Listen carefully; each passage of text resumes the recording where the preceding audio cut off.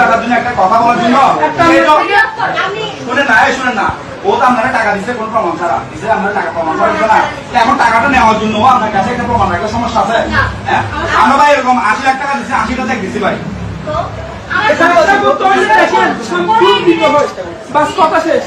এখানে আমরা ব্যবসা ভিডিও করুন, ভিডিও করুন, সমস্যা নাই।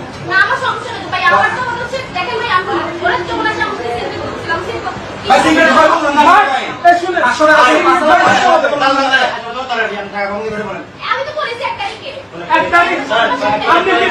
এই ভিডিওতে মেয়েটাকে চিনতে পারছেন? এটা ওই সেই মেয়েটা যে মেয়েটা 2 দিন আগে চট্টগ্রামে গ্রাফিতি আঁকতে যেয়ে বলছিল আমি 4 মাসের অন্তঃসত্ত্বা। এই সেই মেয়ে, দেখেন তো মিলে কিনা। এই সেই মেয়ে, সে কোথায় ধরা গাইছে জানেন? সে চাঁদাবাজি করতে যাইয়া ধরা গাইছিল, এবং সেই চাঁদাবাজির টাকা নিয়ে ঝামেলা লাগিয়ে নিজেদের মধ্যে দ্বন্দ্ব লাগে, সেই ভিডিও।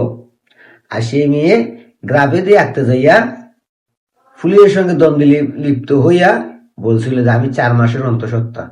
কিন্তু ভাই, এই চাঁদাবাজ নেই, জুলাইয়ের জঙ্গি, সে 4 মাসের অন্তঃসত্ত্বা, সেই প্রমাণ কি তার কাছে আছে? তার পেটের বাচ্চার বাবাকে আপনারা কেউ জানেন? জানেন না তো। তার পেটের বাচ্চার বাবাকে প্রশ্ন করাতে সে উত্তর দিতে পারে নাই, কারণ তার পেটের বাচ্চা আছে কিনা ওইটা নিয়ে সন্দেহ আছে, আর যদি থাকেও তাহলে সেটা বাপসারা সন্তান। বুঝতে পারছেন? মানে ওই মেয়ের বিয়ে হয়নি এখনো, আর সেই মেয়ে দেখেন চাঁদাবাজ। তার প্রমাণ তো আমি আপনাদেরকে দিলাম। তারা জুলাই আন্দোলনের পর বিভিন্ন জায়গায় চাঁদাবাজি করছে, আর চাঁদাবাজির টাকা নিয়ে নিজেদের মধ্যে দ্বন্দ্ব লাগছে। আর সেই ভিডিও ভাইরাল হয়েছে অনেক আগেই, হয়তো আপনারা দেখেন নাই, আমি দেখছিলাম। আর তাই এখন আমার কাছে মনে হইলো যে চাঁদাবাজ নিয়ে যে একটা 4 মাসের অন্তঃসত্ত্বা বাচ্চা আছে, যেটা নিয়ে আপনারা মায়া কান্না করতেছেন, অনেকেই দরদ দেখাইতেছেন যে 4 মাসের অন্তঃসত্ত্বা একটা মহিলা একটা মেয়ের গায়ে হাত দিল পুলিশ। পুলিশকে আসলে হাত দিছে?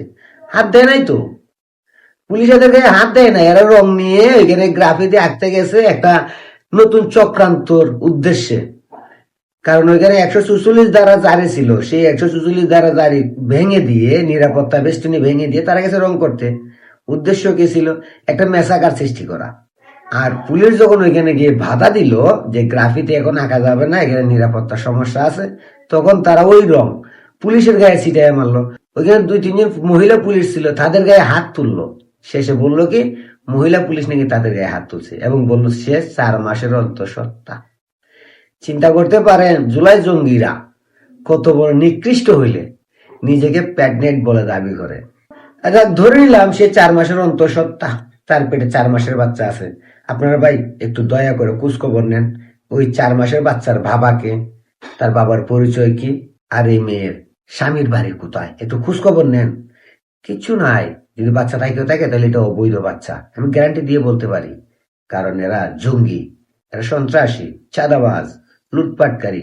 5 তারিখের পর থেকে এরা এই দেশে লুটপাট, মব সবকিছুই করছে। এখন হয়তো একটু পারতেছে না, কারণ এদের বাবা আমেরিকার দালালি নুস নাই, এই জন্য পারতেছে না। আর এই পারতেছে না বললেই নতুন নতুন নাটক সাজাচ্ছে, প্যাডনেটের নাটক।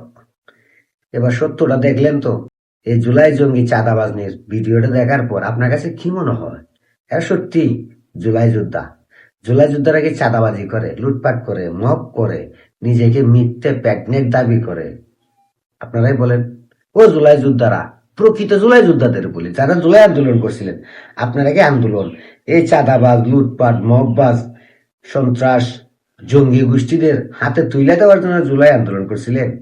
একবার বলেন ভাই, বলেন।